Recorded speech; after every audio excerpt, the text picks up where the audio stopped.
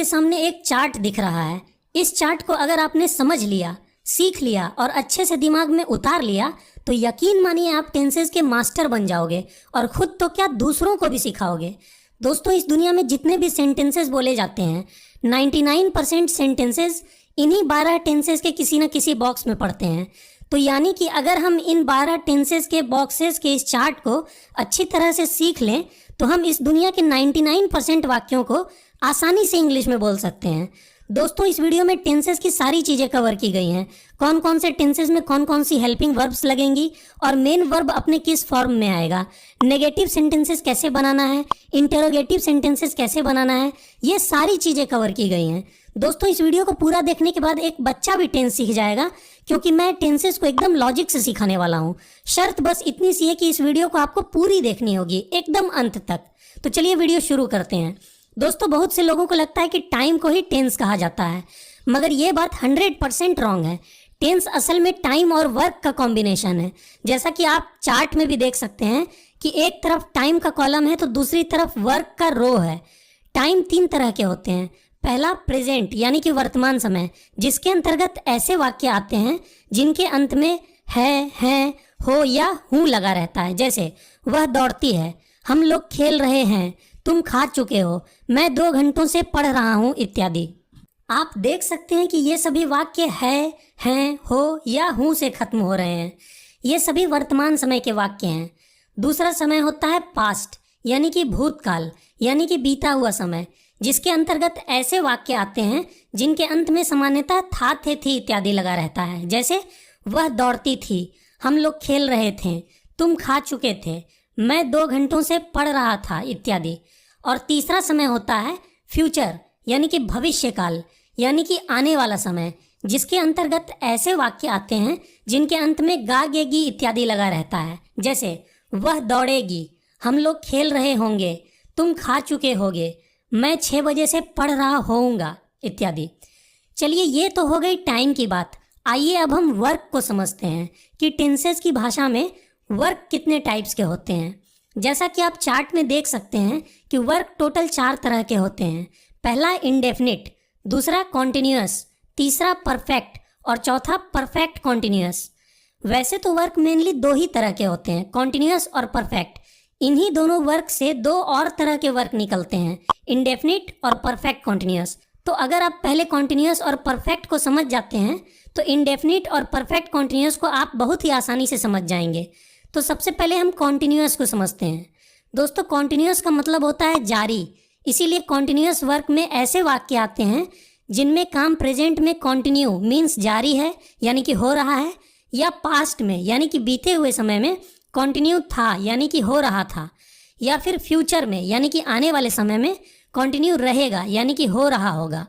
इसीलिए पहचान के रूप में कंटिन्यूअस वर्क के वाक्यों में रहा, रही, रहे इत्यादि शब्द जरूर आते हैं। जैसे मैं खा रहा हूँ, या मैं खा रहा था, या मैं खा रहा होऊंगा इत्यादि। चलिए अब हम परफेक्ट वर्क को समझते हैं। दोस्तों, परफेक्ट का मतलब होता है पूर्ण यानी कि कंप्लीट। इसीलिए परफेक्ट वर्क में ऐसे वाक्य आते हैं जिनमें काम प्रेजेंट में यानी कि वर्तमान समय में परफेक्ट यानी कि पूरा हो चुका है, या पास्ट में यानी कि बीते हुए समय में परफेक्ट यानी कि पूरा हो चुका था, या फिर फ्यूचर में यानी कि भविष्य में परफेक्ट यानी कि पूरा हो चुका होगा। पहचान के रूप में परफेक्ट वर्क के वाक्यों में सामान्यतः चुका, चुकी, चुके इत्यादि शब्द आते हैं। जैसे मैं खा चुका हूँ, या मैं खा चुका था, या मैं खा चुका रहूँगा इत्यादि। दोस्तों, इन 2 तरह के वर्क कॉन्टिन्यूअस और परफेक्ट से हमें 2 और तरह के वर्क मिलते हैं। पहला जो दोनों ही हो, परफेक्ट भी और कॉन्टिन्यूअस भी यानी कि परफेक्ट कॉन्टिन्यूअस, और दूसरा जो दोनों ही ना हो, ना तो परफेक्ट और ना ही कंटिन्यूअस। इस तरह के वर्क को हम इंडेफिनिट कहते हैं। दोस्तों, इन दोनों में से आइए सबसे पहले हम परफेक्ट कॉन्टिन्यूअस वर्क को अच्छी तरह समझते हैं। दोस्तों, परफेक्ट कॉन्टिन्यूअस ऐसा क्यों कहा गया? क्योंकि इसके अंतर्गत ऐसे वाक्य आते हैं जो थोड़े से पूरे यानी कि थोड़े से परफेक्ट हो चुके हैं और अभी भी जारी यानी कि कंटिन्यू है। ऐसा कैसे हो सकता है, इसको समझिए। जैसे मैं आपसे कहूँ मैं पढ़ रहा हूँ, तो ये काम सिर्फ कंटिन्यू है यानी कि जारी है। इससे ये पता नहीं चलता कि पढ़ने का काम कुछ पूरा हुआ भी है कि नहीं। लेकिन अगर मैं आपसे कहूँ कि मैं 2 बजे से पढ़ रहा हूँ या मैं 3 घंटों से पढ़ रहा हूँ, तो हमें ये तो पता चलता ही है कि पढ़ने का काम अभी भी जारी है, यानी कि कंटिन्यू है। साथ ही साथ हमें ये भी पता चलता है कि पढ़ने का काम कुछ पूरा भी हो गया है। और ये हमें कैसे पता चलता है?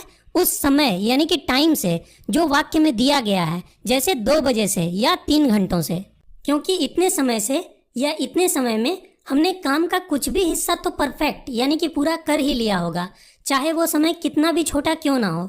इसीलिए आपको वाक्य में सिर्फ रहा रही रहे देखकर डायरेक्ट ये डिसाइड नहीं कर लेना है कि वो सिर्फ कंटिन्यूअस वर्क है। आपको वाक्य में ये भी देखना है कि कहीं समय भी तो नहीं दिया गया। अगर वाक्य में समय भी दिया गया है तो वो कंटिन्यूअस नहीं बल्कि परफेक्ट कंटिन्यूअस वर्क है। और इसके रूल्स कंटिन्यूअस वर्क के रूल्स से कुछ अलग होते हैं। इसमें ज़्यादातर स्टूडेंट्स फंसते हैं, इसीलिए आपको सावधान रहना है। कुछ अलग होते हैं, इसमें ज़्यादातर स्टूडेंट्स फंसते हैं, इसीलिए आपको सावधान रहना है। चलिए अब इंडेफिनिट वर्क को समझते हैं। दोस्तों, इसके अंतर्गत ऐसे वाक्य आते हैं जो ना तो कंटिन्यूअस होते हैं और ना ही परफेक्ट। दोस्तों, इंडेफिनिट का मतलब होता है अनिश्चित। कुछ वाक्य ऐसे होते हैं जिनसे ये पता ही नहीं चलता, यानी कि ये बात अनिश्चित रहती है, इनडेफिनिट रहती है कि काम अभी जारी है या पूरा हो चुका है। जैसे मैं प्रेजेंट, पास्ट और फ्यूचर तीनों टाइम के एग्जांपल्स देता हूँ। मैं पढ़ता हूँ या मैं पढ़ता था या मैं पढ़ूंगा। इन वाक्यों को देखने से ये पता ही नहीं चलता, यानी कि ये बात इनडेफिनिट है कि काम कंटिन्यू है, था या रहेगा, या फिर काम परफेक्ट हो चुका है, था या रहेगा। इसीलिए ऐसे वाक्यों को इंडेफिनिट टेंस में होना समझा जाता है। तो इस तरह से अभी तक आपने देखा कि टेंसेस कुल 3 तरह के time, present, past and future, और 4 तरह के वर्क, इंडेफिनिट, कॉन्टिन्यूअस, परफेक्ट और परफेक्ट कॉन्टिन्यूअस से मिलकर बनता है। जैसा कि मैंने पहले बताया था कि टेंस टाइम और वर्क का कॉम्बिनेशन है। इस तरह हमें कुल 12 तरह के टेंसेस मिलते हैं, 3 चौके 12, जो कि 12 बॉक्सेस में इस चार्ट में नजर आ रहे हैं। दोस्तों, जैसा कि मैंने पहले बताया कि इस दुनिया में जितने भी सेंटेंसेस बोले जाते हैं, 99% सेंटेंसेस इन्हीं 12 टेंसेस के किसी न किसी बॉक्स में पड़ते हैं। तो अगर हम इन 12 टेंसेस के बॉक्सेस को अच्छी तरह से सीख लें तो हम इस दुनिया के 99% वाक्यों को आसानी से इंग्लिश में बोल सकते हैं। दोस्तों, इन सभी बॉक्सेस को एक एक करके एनालाइज करने से पहले आप जान लें कि किसी भी सेंटेंस का इंग्लिश में स्ट्रक्चर कैसा होता है। दोस्तों, किसी भी सेंटेंस का इंग्लिश में एक बेसिक स्ट्रक्चर होता है, subject plus helping verb plus main verb plus object. जैसा कि आप जानते ही होंगे कि सब्जेक्ट वो होता है जो काम कर रहा होता है, ऑब्जेक्ट वो होता है जिस पर वो काम हो रहा होता है, और वर्ब वो होता है जो काम हो रहा होता है। जैसे वह किताबें पढ़ रहा है, ही इज़ रीडिंग बुक्स। यहाँ किताबों को पढ़ने का काम कौन कर रहा है? वह। इसीलिए वह यानी कि ही यहाँ सब्जेक्ट है। पढ़ने का काम किस चीज़ पर हो रहा है, यानी कि किस चीज़ को पढ़ा जा रहा है? किताबों को। इसीलिए किताबें यानी कि बुक्स यहाँ ऑब्जेक्ट है। और काम क्या हो रहा है? पढ़ने का। इसीलिए रीडिंग यहाँ वर्ब है। दोस्तों, वर्ब्स भी 2 तरह के होते हैं। पहला मेन वर्ब यानी कि मुख्य क्रिया, जो मेन काम को दिखाता है, जैसे eat, drink, play, run, read etcetera.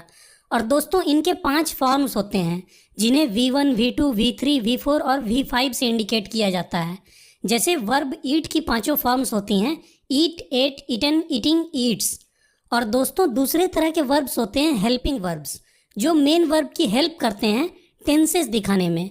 इसके अंतर्गत do, does, did, is, am, are, was, were, has, have, had, shall, will जैसे वर्ड्स आते हैं। दोस्तों, हेल्पिंग वर्ब्स को हमेशा मेन वर्ब के पहले रखा जाता है। इसीलिए इंग्लिश में हमारा बेसिक सेंटेंस स्ट्रक्चर होता है subject plus helping verb plus main verb plus object. दोस्तों, ये एक बेसिक स्ट्रक्चर है। मैं बेसिक क्यों कह रहा हूँ? क्योंकि कुछ सेंटेंसेस ऐसे हो सकते हैं जिनमें ऑब्जेक्ट ना हो, कुछ सेंटेंसेस ऐसे हो सकते हैं जिनमें हेल्पिंग वर्ब ना हो, और कुछ सेंटेंसेस ऐसे भी हो सकते हैं जिनमें ना तो हेल्पिंग वर्ब हो और ना ही ऑब्जेक्ट। लेकिन किसी भी सेंटेंस में सब्जेक्ट और मेन वर्ब का होना एकदम जरूरी है, वरना वो सेंटेंस ही नहीं कहलाएगा। इन बातों को मैं आपको कुछ एग्जाम्पल्स की मदद से समझाता हूँ। जैसे शी इज़ कुकिंग फूड, वह खाना पका रही है। यहाँ subject, helping verb, main verb और ऑब्जेक्ट सभी हैं। दूसरा एग्जाम्पल देखिए, शी इज़ स्लीपिंग, वह सो रही है। यहाँ ऑब्जेक्ट नहीं है, सिर्फ सब्जेक्ट, हेल्पिंग वर्ब और मेन वर्ब है। अगला एग्जाम्पल देखिए, शी प्लेज फुटबॉल, वह फुटबॉल खेलती है। यहाँ सब्जेक्ट, मेन वर्ब और ऑब्जेक्ट तो हैं, लेकिन हेल्पिंग वर्ब नहीं है। अब एक लास्ट एग्जांपल देखिए, शी रन्स, वह दौड़ती है। यहाँ ना तो कोई हेल्पिंग वर्ब है और ना ही कोई ऑब्जेक्ट, सिर्फ सब्जेक्ट है और मेन वर्ब है। लेकिन दोस्तों बोलचाल में ज़्यादातर सेंटेंसेस ऐसे होते हैं जिनमें सब्जेक्ट, ऑब्जेक्ट, हेल्पिंग वर्ब और मेन वर्ब सभी होते हैं। इसीलिए इंग्लिश में किसी भी सेंटेंस का एक बेसिक स्ट्रक्चर माना जाता है subject plus helping verb plus main verb plus object. इसीलिए इंग्लिश में किसी भी सेंटेंस का एक बेसिक स्ट्रक्चर माना जाता है subject plus helping verb plus main verb plus object. दोस्तों सब्जेक्ट और ऑब्जेक्ट में हमें कोई परेशानी नहीं होती। वाक्य का जो सब्जेक्ट और ऑब्जेक्ट होगा उसे हम इंग्लिश में लिख देंगे, ये टेंसेस के अनुसार नहीं बदलते हैं। स्टूडेंट्स को परेशानी होती है हेल्पिंग वर्ब और मेन वर्ब में कि किस टेंस में कौन सी हेल्पिंग वर्ब आएगी और मेन वर्ब अपने किस फॉर्म में आएगा, क्योंकि ये टेंसेस के अनुसार बदल जाते हैं। इसी बात को हम इस टेंस चार्ट में सीखेंगे। तो आइए अब हम एक एक करके इन सभी बॉक्सेस को एनालाइज करते हैं और इन सभी 12 तरह के टेंसेस को एक एक करके सीखते हैं। सबसे पहले हम बात करते हैं प्रेजेंट टाइम के इनडेफिनिट वर्क की, यानी कि इस वाले बॉक्स की। चूँकि ये प्रेजेंट टाइम का इनडेफिनिट वर्क है इसीलिए हम इसे प्रेजेंट इंडेफिनिट टेंस कहते हैं। इसके अंतर्गत ऐसे वाक्य आते हैं जो प्रेजेंट में इनडेफिनिट हैं, यानी कि जिनसे ये पता ही नहीं चलता कि काम अभी कंटिन्यू है या परफेक्ट हो चुका है। बस स्वभावतः या सामान्यतः हुआ काम होता है, हमें बस इतना पता रहता है। जैसे मैं फुटबॉल खेलता हूँ, वह गाना गाती है, तुम चाय पीते हो इत्यादि। पहचान के रूप में वाक्यों के अंत में ता है, ती है, ते हैं, ता हूँ, ती हूँ या ते हो लगा रहता है। दोस्तों प्रेजेंट इंडेफिनिट टेंस में हम वर्ब की फर्स्ट फॉर्म यूज़ करते हैं। सिर्फ आपको ये बात ध्यान रखनी है कि अगर हमारा सब्जेक्ट ही, शी, इट या कोई भी सिंगुलर नाउन है तो वर्ब के साथ एस या ईएस लग जाता है। दोस्तों इस टेंस के अफर्मेटिव सेंटेंसेस में तो कोई हेल्पिंग वर्ब भी नहीं लगती। दोस्तों अफर्मेटिव सेंटेंसेस सकारात्मक वाक्यों को बोला जाता है जिनमें नहीं शब्द नहीं आता है, जैसे वह पढ़ता है, वह सोता है। नेगेटिव सेंटेंसेस नकारात्मक वाक्यों को बोला जाता है जिनमें नहीं शब्द जरूर आता है, जैसे वह नहीं पढ़ता है, वह नहीं सोता है। और इंटेरोगेटिव सेंटेंसेस प्रश्नवाचक वाक्यों को बोला जाता है जिनमें कोई प्रश्न पूछा गया होता है, जैसे क्या वह पढ़ता है, क्या वह सोता है इत्यादि। दोस्तों इंटेरोगेटिव सेंटेंसेस के अंत में एक क्वेश्चन मार्क जरूर लगाना होता है, इस बात का आप ध्यान रखिएगा। तो दोस्तों प्रेजेंट इंडेफिनिट टेंस के अफर्मेटिव सेंटेंसेस में किसी भी तरह के हेल्पिंग वर्ब का प्रयोग नहीं किया जाता, लेकिन इस टेंस के नेगेटिव और इंटेरोगेटिव सेंटेंसेस में हेल्पिंग वर्ब्स डू या डज का प्रयोग जरूर होता है। डज का प्रयोग ही, शी, इट या एनी सिंगुलर नाउन के साथ होता है और बाकी सभी सब्जेक्ट्स के साथ डू का प्रयोग होता है। एग्जाम्पल्स देखिए, मैं किताबें पढ़ता हूँ, सब्जेक्ट यहाँ मैं है, मैं के लिए आई का प्रयोग होगा। चूँकि ये प्रेजेंट इंडेफिनिट का अफर्मेटिव सेंटेंस है तो यहाँ कोई भी हेल्पिंग वर्ब नहीं लगेगी। मेन वर्ब है पढ़ता हूँ, इसके लिए रीड का प्रयोग होगा। और हमारा ऑब्जेक्ट है किताबें, जिसके लिए बुक्स का प्रयोग होगा। तो हमारा सेंटेंस हो गया आई रीड बुक्स। दूसरा एग्जाम्पल देखिए, मैं किताबें नहीं पढ़ता हूँ। ये प्रेजेंट इंडेफिनिट का एक नेगेटिव सेंटेंस है क्योंकि इसमें नहीं शब्द लगा हुआ है, इसीलिए इसमें तो हेल्पिंग वर्ब का प्रयोग जरूर होगा। चूँकि हमारा सब्जेक्ट है मैं यानी कि आई, इसीलिए हेल्पिंग वर्ब के रूप में डू का प्रयोग होगा। अगर हमारा सब्जेक्ट ही, शी, इट या कोई भी सिंगुलर नाउन होता तब हम डज का प्रयोग करते हैं, जैसा कि मैं आपको पहले भी बता चुका हूँ। नहीं शब्द के लिए नॉट का प्रयोग होगा, इसीलिए हमारा सेंटेंस हो जाएगा I do not read books. Not का प्रयोग हेल्पिंग वर्ब और मेन वर्ब के बीच में होता है। दोस्तों अब बहुत से बच्चे यहीं पर गलती करते हैं। वो सोचते हैं कि जैसे मैं किताबें पढ़ता हूँ, इसकी इंग्लिश होती है आई रीड बुक्स, इसलिए मैं किताबें नहीं पढ़ता हूँ, इसकी इंग्लिश हो जाएगी आई नॉट रीड बुक्स। उन्हें लगता है कि नहीं शब्द के लिए सिर्फ हमें नॉट ही तो लगाना है। दोस्तों ये एक बहुत बड़ी मिस्टेक है और यही तो आपको टेंसेज में सीखना है। भले ही इसके अफर्मेटिव सेंटेंसेस में कोई भी हेल्पिंग वर्ब ना आती हो, लेकिन किसी भी सेंटेंस के नेगेटिव और इंटरोगेटिव सेंटेंसेस में हेल्पिंग वर्ब्स जरूर आती है। जैसे कि यहाँ पर हेल्पिंग वर्ब डू जरूर आएगी और हमारा करेक्ट सेंटेंस होगा I do not read books, मैं किताबें नहीं पढ़ता हूँ। अगला एग्जाम्पल देखिए, क्या तुम किताबें पढ़ते हो। ये प्रेजेंट इंडेफिनिट का एक इंटरोगेटिव सेंटेंस है क्योंकि इसमें एक प्रश्न पूछा गया है, इसीलिए इसमें भी हेल्पिंग वर्ब जरूर लगेगी। चूँकि हमारा सब्जेक्ट तुम है यानी कि यू, इसीलिए हेल्पिंग वर्ब के रूप में यहाँ भी डू का प्रयोग होगा। अगर हमारा सब्जेक्ट ही, शी, इट या कोई भी सिंगुलर नाउन होता तब हम डज का प्रयोग करते हैं।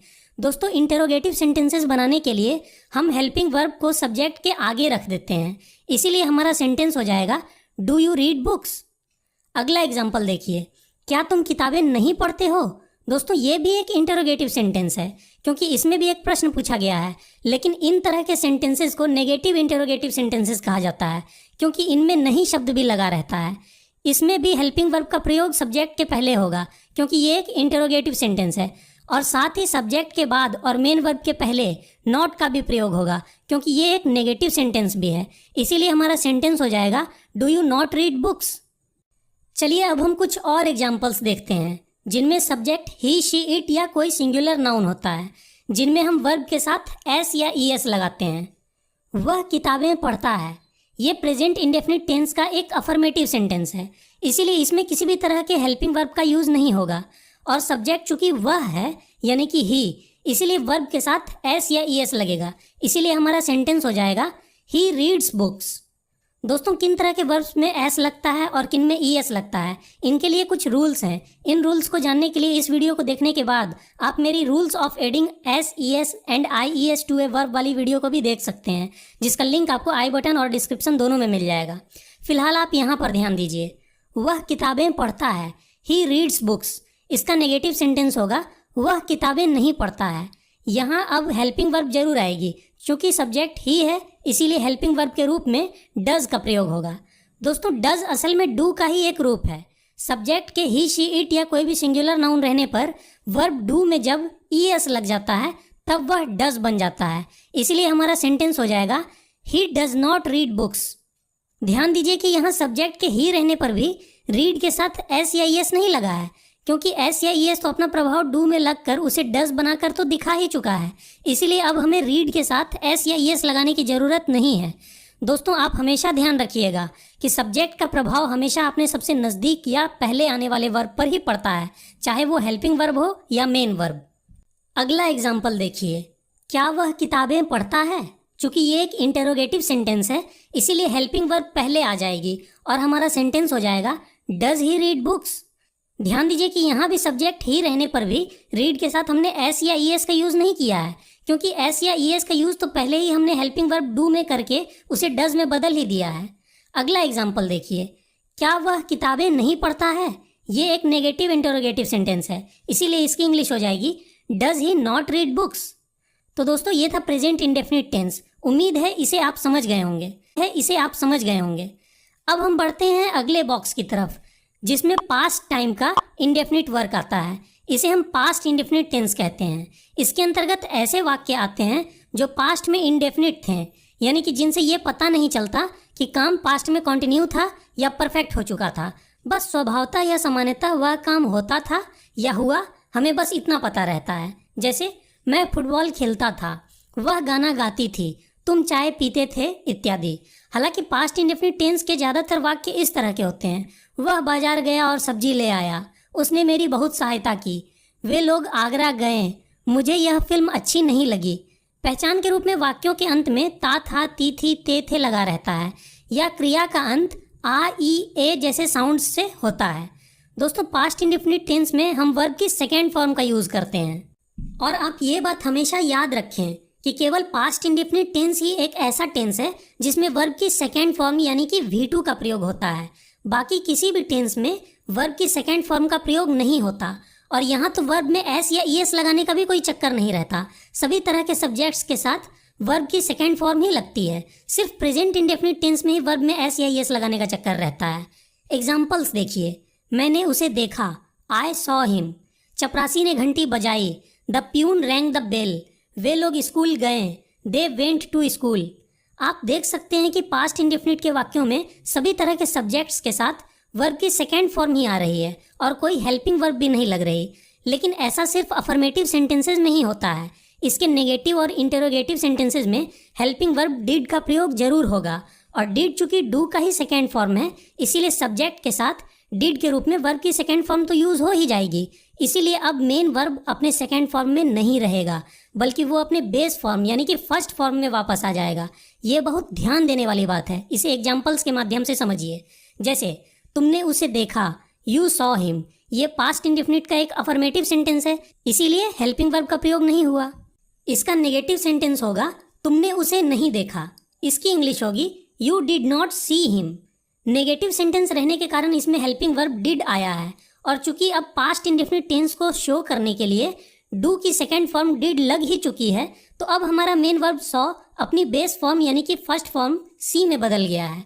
क्योंकि इंडेफिनिट टेंसेज में मेन वर्ब का नेचर ही होता है अपने फर्स्ट फॉर्म में रहना, वो तो सब्जेक्ट और टेंसेज के प्रभाव में आकर अपने रूप बदलते हैं। लेकिन अगर सब्जेक्ट और टेंस का प्रभाव किसी हेल्पिंग वर्ब पर पड़ जाए तो मेन वर्ब इंडेफिनिट टेंसेज में अपने नेचर के अनुसार वापस अपनी फर्स्ट फॉर्म में ही आ जाता है। जैसा कि आपने प्रेजेंट इंडेफिनिट टेंस में भी देखा था कि जब उसमें हेल्पिंग वर्ब में डू या डज का यूज होता था तो वर्ब अपनी फर्स्ट फॉर्म में आ जाता था, उसमें एस या ई एस लगकर वह अपनी फिफ्थ फॉर्म में नहीं रहता था। आइए अगला एग्जाम्पल देखते हैं। क्या तुमने उसे देखा? ये एक इंटेरोगेटिव सेंटेंस है, इसीलिए इसमें भी हेल्पिंग वर्ब लगेगा और उसे सब्जेक्ट के पहले रखा जाएगा, इसीलिए हमारा सेंटेंस हो जाएगा did you see him. Next example देखिए, क्या तुमने उसे नहीं देखा? Did you not see him. तो दोस्तों मुझे लगता है कि अब आप पास्ट इंडेफिनिट टेंस को अच्छे से समझ गए होंगे। आइए अब हम last indefinite tense future indefinite tense को देखते हैं। इसके अंतर्गत ऐसे वाक्य आते हैं जो फ्यूचर में इंडेफिनिट होंगे, यानी कि जिनसे ये पता ही नहीं चलता कि काम फ्यूचर में कंटिन्यू रहेगा या परफेक्ट हो चुका रहेगा। बस स्वभावतः या सामान्यतः वह काम होगा, हमें बस इतना पता रहता है। जैसे मैं फुटबॉल खेलूंगा, वह गाना गाएगी, तुम चाय पियोगे इत्यादि। पहचान के रूप में क्रिया के अंत में गागेगी इत्यादि लगा रहता है। दोस्तों आपने प्रेजेंट इंडेफिनिट और पास्ट इंडेफिनिट टेंसेस के अफर्मेटिव सेंटेंसेस में देखा था कि उनमें हेल्पिंग वर्ब्स का प्रयोग नहीं होता था, सिर्फ उनके नेगेटिव और इंटरोगेटिव सेंटेंसेस में ही हेल्पिंग वर्ब्स का प्रयोग होता था। मगर फ्यूचर इंडेफिनिट टेंस के सभी तरह के सेंटेंसेस में, चाहे वो अफर्मेटिव हो, नेगेटिव हो या इंटरोगेटिव हो, सभी में हेल्पिंग वर्ब का प्रयोग जरूर होता है। वास्तव में सिर्फ प्रेजेंट इंडेफिनिट और पास्ट इंडेफिनिट टेंसेस के अफर्मेटिव सेंटेंसेस को छोड़कर बाकी सभी तरह के टेंसेस के अफर्मेटिव सेंटेंसेस में भी हेल्पिंग वर्ब्स का प्रयोग जरूर होता है। यानी कि अब मैं आगे जो भी टेंसेस आपको सिखाऊंगा उन सभी में, सभी तरह के सेंटेंसेस में मेन वर्ब के पहले हेल्पिंग वर्ब भी जरूर आएगा। फिलहाल हम फ्यूचर इंडेफिनिट टेंस को देखते हैं। इनमें हेल्पिंग वर्ब के रूप में फ्यूचर टेंस को दिखाने के लिए शैल या विल का प्रयोग होता है। आई और वी के साथ शैल का यूज होता है और बाकी सभी सब्जेक्ट्स के साथ विल का यूज होता है। हालांकि मॉडर्न इंग्लिश में अब सभी तरह के सब्जेक्ट्स के साथ विल ही लगा दिया जाता है, लेकिन फिर भी फॉर्मल इंग्लिश में अभी भी आई और वी के साथ शैल का यूज होता है। दोस्तों यहाँ पर आप एक बात समझिए और नोट कीजिए कि शैल या विल हेल्पिंग वर्ब का प्रयोग फ्यूचर टेंस को दिखाने के लिए किया जाता है। इसलिए फ्यूचर का कोई भी टेंस हो, चाहे वो फ्यूचर इंडेफिनिट हो या फ्यूचर कंटिन्यूअस हो या फ्यूचर परफेक्ट हो या फिर फ्यूचर परफेक्ट कंटिन्यूअस हो, इन सभी टेंसेज में फ्यूचर टेंस को दिखाने के लिए हेल्पिंग वर्ब में शैल या विल का प्रयोग जरूर होगा। जैसा कि आप इन सभी बॉक्सेस में भी देख सकते हैं कि इन सभी बॉक्सेस में हेल्पिंग वर्ब में शैल या विल जरूर आया है। फिलहाल आप फ्यूचर के इंडेफिनिट टेंस पर ध्यान दीजिए। फ्यूचर टेंस को दिखाने के लिए यहाँ हेल्पिंग वर्ब शैल या विल का प्रयोग होगा और चूंकि ये एक इंडेफिनिट टेंस है इसीलिए अब आप खुद ब खुद बता सकते हैं कि यहाँ वर्ब की कौन सी फॉर्म आएगी। जी हाँ, यहाँ वर्ब की फर्स्ट फॉर्म आएगी, क्योंकि सब्जेक्ट और टेंस का प्रभाव तो हेल्पिंग वर्ब पर पड़ ही जाएगा। इसीलिए इंडेफिनिट टेंस में वर्ब अपने नेचर के अनुसार अपने फर्स्ट फॉर्म में रहना चाहेगा, इसलिए फ्यूचर इंडेफिनिट टेंस में मेन वर्ब अपने फर्स्ट फॉर्म में होता है। अब एग्जाम्पल्स देखिए। मैं स्कूल जाऊँगा, we shall go to school. यहाँ हमने आई और वी के साथ शैल का यूज़ किया है, बाकी सभी सब्जेक्ट्स के साथ विल का यूज़ होगा। जैसे तुम स्कूल जाओगे, you will go to school. वह पानी पिएगी, शी विल ड्रिंक वाटर। वे लोग क्रिकेट खेलेंगे, दे विल प्ले क्रिकेट। अब एक नेगेटिव सेंटेंस देखिए। तुम क्रिकेट नहीं खेलोगे, you will not play cricket. अगला सेंटेंस देखिए। क्या तुम स्कूल जाओगे? दोस्तों ये एक इंटरोगेटिव सेंटेंस है, इसीलिए हम हेल्पिंग वर्ब को सब्जेक्ट के आगे ले आएंगे। इसीलिए हमारा सेंटेंस हो जाएगा will you go to school. अगला सेंटेंस देखिए। क्या तुम स्कूल नहीं जाओगे? Will you not go to school. तो दोस्तों ये था हमारा फ्यूचर इंडेफिनिट टेंस। आपने अब सभी तरह के इंडेफिनिट टेंसेस को सीख लिया है। आइए अब हम कंटिन्यूअस टेंसेस को सीखते हैं और इसमें सबसे पहले प्रेजेंट के कंटिन्यूअस टेंस को सीखते हैं। दोस्तों इस टेंस के अंतर्गत ऐसे वाक्य आते हैं जो प्रेजेंट में कंटिन्यू हैं, यानी कि जो वर्तमान समय में जारी हैं, यानी कि हो रहे हैं। जैसे मैं फुटबॉल खेल रहा हूँ, वह गाना गा रही है, तुम चाय पी रहे हो इत्यादि। पहचान के रूप में वाक्यों के अंत में रहा हूँ, रही हूँ, रहे हो, रहा है, रही है, रहे हैं इत्यादि लगा रहता है। दोस्तों प्रेजेंट कॉन्टिन्यूअस टेंस में हम प्रेजेंट टेंस को दिखाने के लिए हेल्पिंग वर्ब के रूप में इज एम आर का प्रयोग करते हैं, और कंटिन्यूअस टेंस को दिखाने के लिए मेन वर्ब की आईएनजी फॉर्म यानी कि वर्ब की फोर्थ फॉर्म का प्रयोग करते हैं। दोस्तों वर्ब की आईएनजी फॉर्म किसी भी काम के जारी रहने को दर्शाता है, इसीलिए इसका प्रयोग होता ही है कंटिन्यूटी दिखाने के लिए। इसीलिए आप इन बॉक्सेस में भी गौर कर सकते हैं कि कंटिन्यूअस का कोई भी टेंस हो, चाहे वो प्रेजेंट कंटिन्यूअस हो या पास्ट कंटिन्यूअस हो या फ्यूचर कंटिन्यूअस हो, सभी में मेन वर्ब के रूप में वर्ब की आईएनजी फॉर्म का प्रयोग जरूर हुआ है। यहाँ तक कि गौर कीजिए कि परफेक्ट कॉन्टिन्यूअस के भी सभी टेंसेज में मेन वर्ब के रूप में वर्ब की आईएनजी फॉर्म का ही यूज़ किया गया है, क्योंकि आखिरकार ये सब भी तो एक तरह के कॉन्टिन्यूअस टेंसेज ही हैं। तो आपको याद रखना है कि किसी भी टेंस में कंटिन्यूअस शब्द आने का मतलब ही है मेन वर्ब के रूप में वर्ब की आईएनजी फॉर्म का आना। फिलहाल आप प्रेजेंट कॉन्टिन्यूअस टेंस पर ध्यान दीजिए। यहाँ कंटिन्यूटी को दिखाने के लिए मेन वर्ब में वर्ब की आईएनजी फॉर्म आएगी, और प्रेजेंट टेंस को दिखाने के लिए हेल्पिंग वर्ब में इज एम या आर का यूज़ होगा। दोस्तों एम का यूज़ सिर्फ आई के साथ होता है, इज का प्रयोग सिंगुलर नंबर वाले सब्जेक्ट्स यानी कि एक वचन के साथ होता है, और आर का प्रयोग प्लूरल नंबर वाले सब्जेक्ट्स यानी कि बहुवचन के साथ होता है, और यू के साथ प्रेजेंट कॉन्टिन्यूअस टेंस में हमेशा आर का ही यूज़ होता है। एग्जाम्पल्स देखिए, मैं किताबें पढ़ रहा हूँ, आई एम रीडिंग बुक्स। तुम किताबें पढ़ रहे हो, यू आर रीडिंग बुक्स। वह किताबें पढ़ रहा है, ही इज़ रीडिंग बुक्स। वे लोग किताबें पढ़ रहे हैं, दे आर रीडिंग बुक्स। अगले एग्जाम्पल्स देखिए, वह किताबें नहीं पढ़ रहा है, he is not reading books. क्या वह किताबें पढ़ रहा है, इज़ ही रीडिंग बुक्स। क्या वह किताबें नहीं पढ़ रहा है, is he not reading books. यहाँ इंटरोगेटिव सेंटेंसेज रहने के कारण हेल्पिंग वर्ब को सब्जेक्ट के आगे कर दिया गया है। चलिए अब हम बढ़ते हैं अपने अगले बॉक्स की तरफ, जो है पास्ट का कॉन्टिन्यूअस टेंस। दोस्तों पास्ट कॉन्टिन्यूअस टेंस के अंतर्गत ऐसे वाक्य आते हैं जो पास्ट में कंटिन्यू थे, यानी कि बीते हुए समय में जारी थे, यानी कि हो रहे थे। जैसे मैं फुटबॉल खेल रहा था, वह गाना गा रही थी, तुम चाय पी रहे थे इत्यादि। पहचान के रूप में वाक्यों के अंत में रहा था, रही थी, रहे थे इत्यादि लगा रहता है। दोस्तों यहाँ कंटिन्यूअस टेंस रहने के कारण मेन वर्ब में तो वर्ब की आईएनजी फॉर्म ही लगेगी, लेकिन चूंकि ये पास्ट का कंटिन्यूअस टेंस है, इसीलिए यहाँ हेल्पिंग वर्ब के रूप में इज एम आर की जगह पर इसके पास्ट फॉर्म वाज या वर का प्रयोग होगा।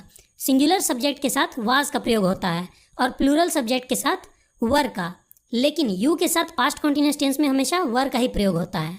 एग्जाम्पल्स देखिए, वह फुटबॉल खेल रहा था, ही वॉज प्लेइंग फुटबॉल। मैं बाजार जा रहा था, I was going to market. वे लोग नाच रहे थे, दे वर डांसिंग। अगले एग्जाम्पल्स देखिए, वह बाजार नहीं जा रहा था, he was not going to market. क्या वह बाजार जा रहा था, was he going to market. क्या वह बाजार नहीं जा रहा था, was he not going to market. तो दोस्तों ये था पास्ट कॉन्टिन्यूअस टेंस। चलिए अब हम लास्ट कॉन्टिन्यूअस टेंस, फ्यूचर के continuous tense, future continuous tense को देखते हैं। दोस्तों इसके अंतर्गत ऐसे वाक्य आते हैं जो फ्यूचर में कंटिन्यू रहेंगे, यानी कि आने वाले समय में जारी रहेंगे, मतलब भविष्य में हो रहे होंगे। जैसे मैं किताबें पढ़ रहा होऊंगा, वह फुटबॉल खेल रहा होगा, तुम गाना गा रहे होगे इत्यादि। पहचान के रूप में वाक्यों के अंत में रहा होऊंगा, रही होंगी, रहा होगा, रही होगी, रहे होंगे इत्यादि लगा रहता है। दोस्तों फ्यूचर टेंस के कारण यहाँ हेल्पिंग वर्ब में शैल या विल का यूज़ होगा, और कंटिन्यूअस टेंस रहने के कारण मेन वर्ब में वर्ब की आईएनजी फॉर्म का यूज़ होगा। लेकिन हमें यहाँ एक बात एकदम ध्यान रखनी है कि फ्यूचर कंटिन्यूअस टेंस में हमें मेन वर्ब के पहले एक और हेल्पिंग वर्ब बी को भी लगाना होता है। ये बात एकदम दिमाग में बैठा लीजिए। अधिकतर स्टूडेंट्स इसमें गलती करते हैं, वो बी लगाना भूल जाते हैं। और दोस्तों फ्यूचर कंटिन्यूअस ही एकमात्र ऐसा टेंस है जिसमें हेल्पिंग वर्ब बी का प्रयोग अपने बेस फॉर्म में होता है। एग्जाम्पल्स देखिए, वह खाना बना रही होगी, she will be cooking food. वह खाना नहीं बना रही होगी, she will not be cooking food. दोस्तों जब किसी सेंटेंस में दो हेल्पिंग वर्ब्स होते हैं तो उसका नेगेटिव बनाने के लिए हम नॉट को दोनों हेल्पिंग वर्ब्स के बीच में लगाते हैं, जैसा कि हमने यहाँ विल और बी के बीच में नॉट लगाया है। नेक्स्ट एग्जाम्पल देखिए, क्या तुम कल 10 बजे सो रहे होगे, will you B sleeping at 10 PM tomorrow. क्या तुम कल 10 बजे नहीं सो रहे होगे, will you not be sleeping at 10 PM tomorrow.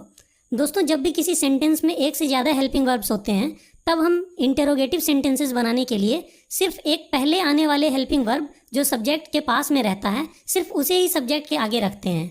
जैसा कि आप लास्ट के इन दोनों एग्जाम्पल्स में देख सकते हैं, सिर्फ विल को ही के आगे रखा गया है, बी को नहीं। तो दोस्तों सभी तरह के कंटिन्यूअस टेंसेस को हमने समझ लिया। आइए अब हम परफेक्ट टेंसेस को समझते हैं। सबसे पहले हम प्रेजेंट के परफेक्ट टेंस को समझते हैं। दोस्तों इसके अंतर्गत ऐसे वाक्य आते हैं जो प्रेजेंट में परफेक्ट हो चुके हैं, यानी कि जो काम वर्तमान समय में पूरे हो चुके हैं। जैसे मैं फुटबॉल खेल चुका हूँ, वह गाना गा चुकी है, तुम चाय पी चुके हो इत्यादि। पहचान के रूप में वाक्यों के अंत में चुका हूँ, चुकी हूँ, चुके हो, चुका है, चुकी है, चुके हैं इत्यादि लगा रहता है। दोस्तों इस टेंस में मेन वर्ब के रूप में वर्ब की थर्ड फॉर्म का यूज होता है और हेल्पिंग वर्ब के रूप में हैज़ या हैव का यूज होता है।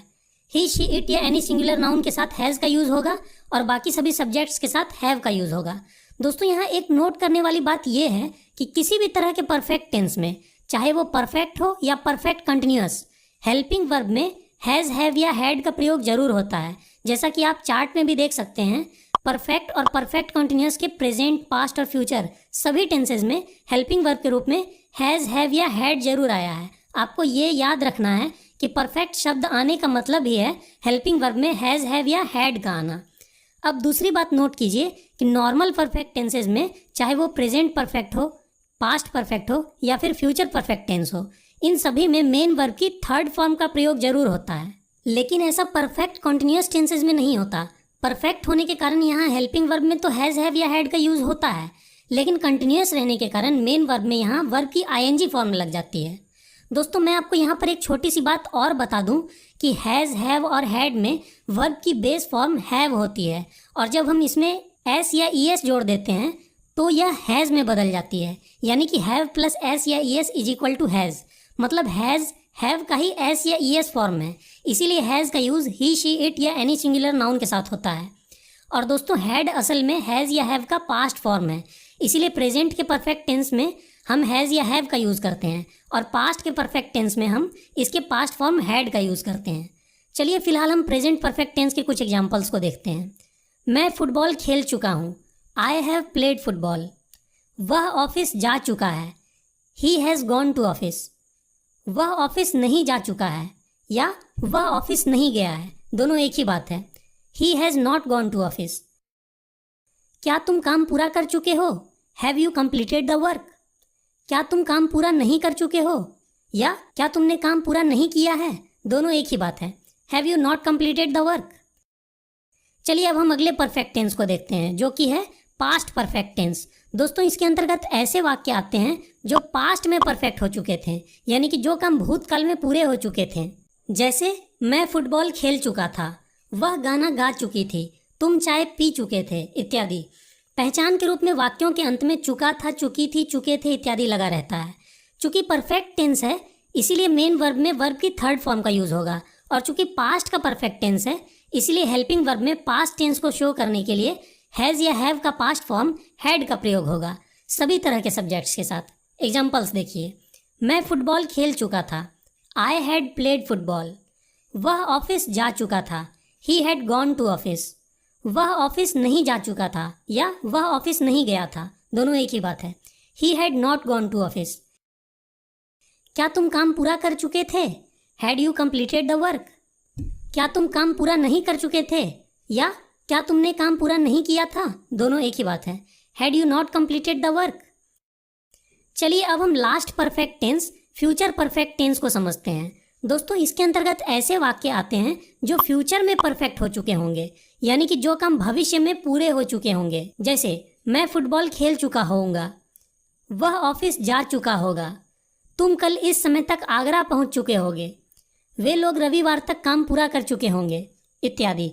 पहचान के रूप में वाक्यों के अंत में चुका होऊंगा, चुकी होंगी, चुका होगा, चुकी होगी, चुके होंगे इत्यादि लगा रहता है। चूंकि ये परफेक्ट टेंस है तो मेन वर्ब में वर्ब की थर्ड फॉर्म ही लगेगी, साथ ही हेल्पिंग वर्ब में हैव का भी यूज होगा।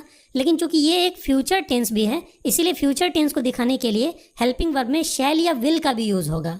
दोस्तों यहाँ पर एक ध्यान देने वाली बात यह है कि इस टेंस में चाहे कोई भी सब्जेक्ट हो, हेल्पिंग वर्ब हैव अपने बेस फॉर्म हैव में ही रहेगा।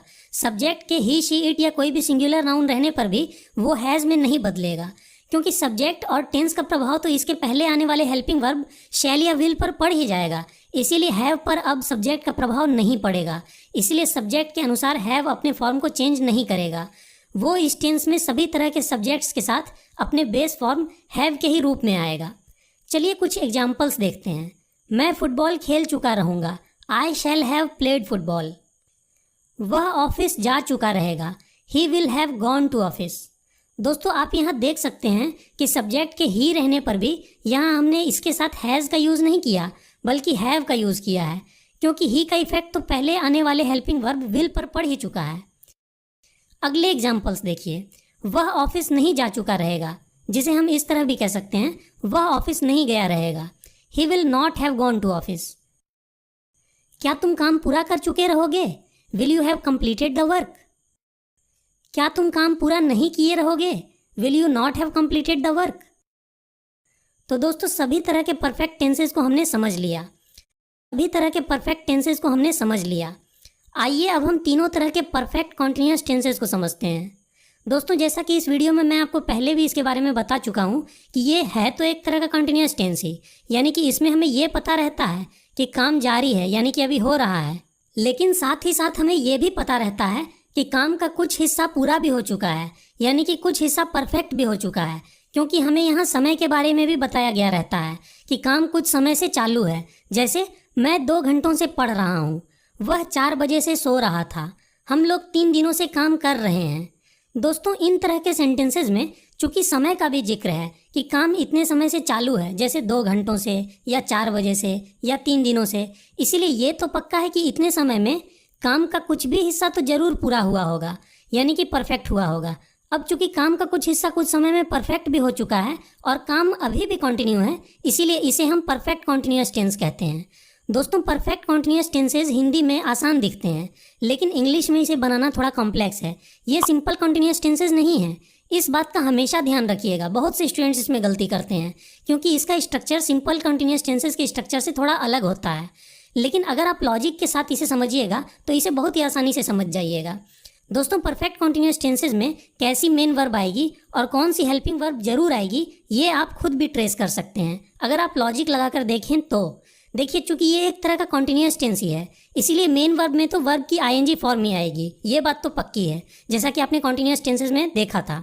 और चूंकि ये एक तरह का परफेक्ट टेंस भी है, इसीलिए हेल्पिंग वर्ब में हैज़, हैव या हैड का भी आना पक्का है, जैसा कि आपने परफेक्ट टेंसेज में देखा था। इसके प्रेजेंट टेंस में हैज़ या हैव का यूज़ हो जाएगा। इसके पास्ट टेंस में पास्ट टेंस को शो करने के लिए हैज़ या हैव अपने पास्ट फॉर्म हैड में बदल जाएगा, और इसके फ्यूचर टेंस में हम फ्यूचर टेंस को दिखाने के लिए शैल या विल का यूज़ कर लेंगे और इसके बाद हैव लगाएंगे। यहाँ तक तो बात एकदम क्लियर है। अब एक बहुत ही महत्वपूर्ण बात पर ध्यान दीजिए और इसे अच्छे से समझिए। दोस्तों हेल्पिंग वर्ब्स हैज़, हैव या हैड का नेचर होता है कि वो अपने बाद आने वाले वर्ब को हमेशा उसकी थर्ड फॉर्म में रखना चाहते हैं, जैसा कि आपने तीनों तरह के परफेक्ट टेंसेस में भी देखा था कि हैज़, हैव या हैड के बाद वर्ब की थर्ड फॉर्म आती थी। लेकिन यहाँ तो एक तरह का कंटिन्यूअस टेंस होने के कारण मेन वर्ब में वर्ब की आईएनजी फॉर्म का लगना पहले ही तय हो चुका है, तो अब हैज़, हैव, हैड क्या करे।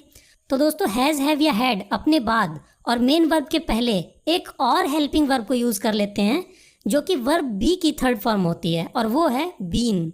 बीन वर्ब बी की थर्ड फॉर्म है, इसीलिए परफेक्ट कॉन्टिन्यूअस टेंसेस के सभी तरह के टेंसेस में हेल्पिंग वर्ब बीन का प्रयोग जरूर होता है।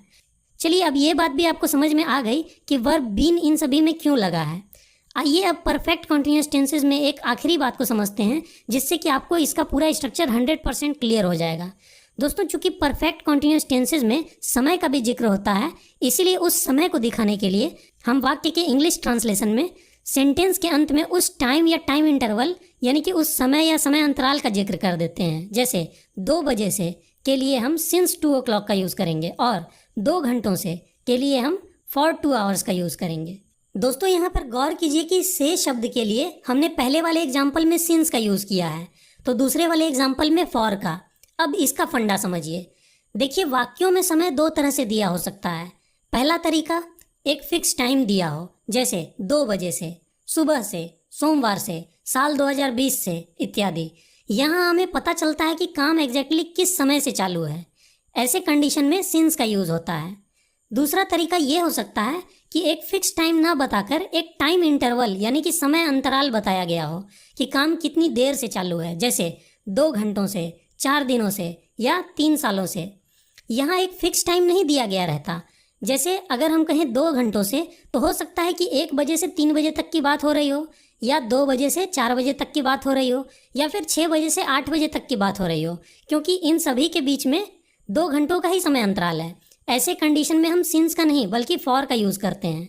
आपको बस सिंपली ये याद रखना है कि फिक्स टाइम में आपको सिंस का यूज़ करना है और टाइम इंटरवल यानी कि समय अंतराल में आपको फॉर का यूज़ करना है। जैसे 3 बजे से सिंस 3 o'clock, लेकिन 3 घंटों से के लिए फॉर 3 hours, 3 दिनों से के लिए फॉर 3 days, 3 सालों से के लिए फॉर 3 years, लेकिन सोमवार से के लिए सिंस मंडे, साल 2020 से के लिए सिंस ईयर 2020। तो उम्मीद है कि परफेक्ट कॉन्टिन्यूअस टेंसेस का पूरा स्ट्रक्चर अब आपको क्लियरली समझ में आ रहा होगा। चलिए अब हम इसके तीनों tenses, present perfect continuous tense, past perfect continuous tense और फ्यूचर परफेक्ट कॉन्टिन्यूअस टेंस को एक एक करके अच्छे से समझ लेते हैं और हमारा टेंसेस पूरी तरह से कंप्लीट हो जाएगा। सबसे पहले हम प्रेजेंट के परफेक्ट कॉन्टिन्यूअस टेंस को देखते हैं। जैसा कि अब आप जानते हैं कि इसके अंतर्गत ऐसे वाक्य आते हैं जो प्रेजेंट में यानी कि वर्तमान में किसी समय से या कुछ समय से जारी हैं। जैसे मैं 6 बजे से किताबें पढ़ रहा हूँ, वह 2 घंटों से फुटबॉल खेल रहा है, वह सोमवार से स्कूल जा रही है, तुम 4 दिनों से ऑफिस जा रहे हो, इत्यादि।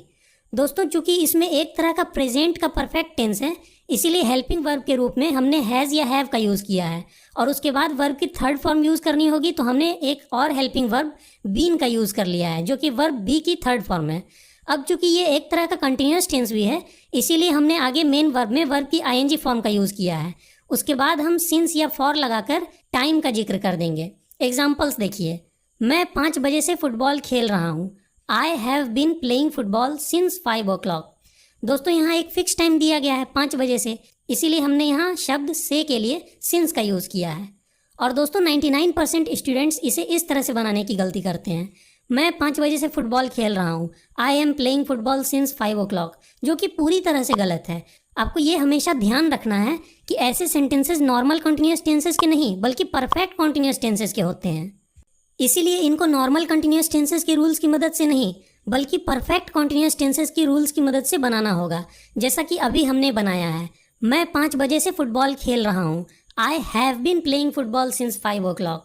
नेक्स्ट एग्जाम्पल देखिए, वह 5 दिनों से ऑफिस नहीं जा रहा है, he has not been going to office for 5 days।